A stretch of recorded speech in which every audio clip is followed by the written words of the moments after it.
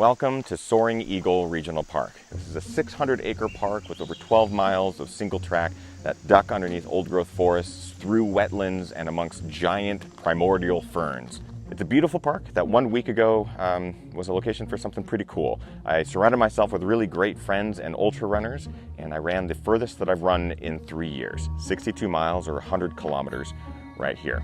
It was the 100k 100k.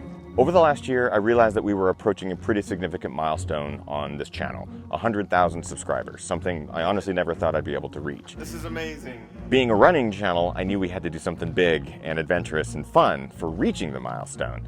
Thus the birth of the 100k 100k. I was going to run 1 meter for every subscriber, 100 kilometers, 62 miles. Being a YouTube channel, I also wanted to push myself from a movie making perspective. Since the beginning of this channel, I've tried to document everything that a runner goes through, especially a typical runner, someone who's middle of the pack or back of the pack. It's not always going to be a great day. What if we could document every moment, every step, every second, every high and low of this adventure in real time? I think that's it, guys. I think we are live. Excellent. For the first time, I wanted to live stream the entire event while running. We are celebrating reaching 100,000 subscribers on the YouTube channel by running 100k. This is the first ever 100k 100k. People could literally watch from beginning to end what it was like to run 100 kilometers. And we did it. All 14 hours of it. If you have an entire day, you can go watch the whole live stream right now. It's real exciting. So to do this, something that hadn't been done before, we needed to simplify the logistics. Here's how it all went down. Soaring Eagle gave us a 6.8 mile loop with about 700 feet of gain per loop. We could do 9 loops, and I'd add a couple more miles at the end for good measure. We could use the parking lot as a place to set up a makeshift aid station. Runners and pacers could come and go as they please. I wouldn't have to carry a hydration pack. I could literally get away with just carrying a single handheld water bottle. And we'd bring in great friends to carry the camera, swap batteries, interact with the live chat room, and just increase overall morale. The park has nearly full cell reception throughout, which meant that we'd have a good chance of staying live all day. It was a huge part of making this thing happen. So from the very first steps, entering the very first loop, to meeting some horses along the way, from cracking jokes with friends to sitting down in a chair, wanting to quit and end the entire thing. From running with some of my favorite ultra runners in the Pacific Northwest to finishing literally as the sun was setting through the trees. It all worked. That is, except for reaching my AT&T data limit at hour 10, having to end the live stream and use someone else's phone to continue the live stream to finish the last few loops. Other than that, things went swimmingly. But something else happened. So I've been pretty open with my battle with anxiety, something I've dealt with since I was a kid. I started to use running as a way to cope and deal with it. Getting out in nature has helped a lot, and these ultras was a perfect way for me to face my fears and anxieties head on and just push through. Unfortunately, in 2016, things started to shift. What was once helping me deal with my anxiety was actually becoming part of the problem. Through 2016, I had a really difficult time running long distances, racing. In 2017, I couldn't run longer than 15 miles without running into some sort of panic attack or having the physiological symptoms associated with anxiety.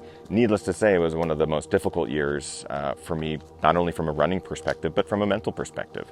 I didn't think I was going to ever be able to run an ultra again. I didn't think I would ever be able to run long again. There was a cloud hanging over my everyday life. It was difficult to get out on any runs at all. I honestly thought I was a fraud. I didn't think that I could participate in a channel called Ginger Runner if I wasn't running. I had no idea if I would ever be able to do it again. Then I started to talk about it.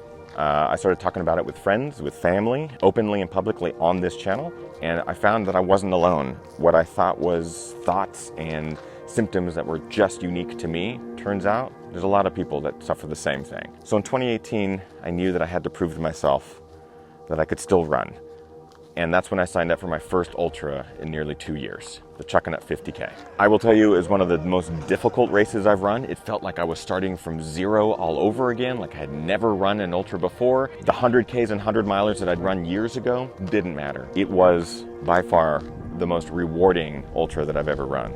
We're about halfway through this thing, definitely in and out of some trouble spots, but my goal is to get to mile 21, which is where Chin Scraper starts. It is the last big climb of the race.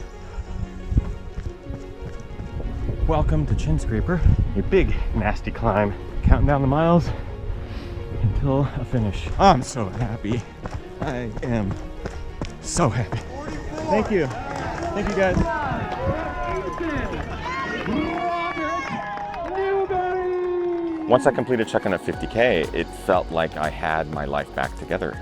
Like I was able to do the things that I'd loved for the previous 5 years. For the first time in a long time, I believed in myself again. So that finally gave me the confidence to think about this project. The 100k 100k could actually take place. By giving myself such a big challenge, both physically, mentally, and even technologically, and having it be so public, I knew that I would have to execute from beginning to end, and I would have to finish the 100k 100k.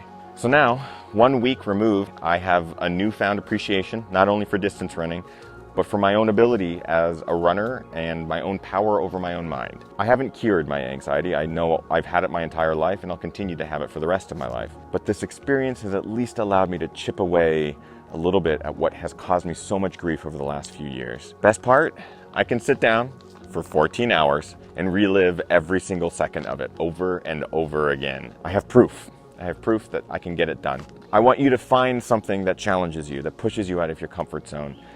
If I was able to do what I just did, you can do anything. So get out there, guys. Train hard. Race harder. Party the hardest. Yes! 100k! Yeah, buddy! Yes! Yes! There he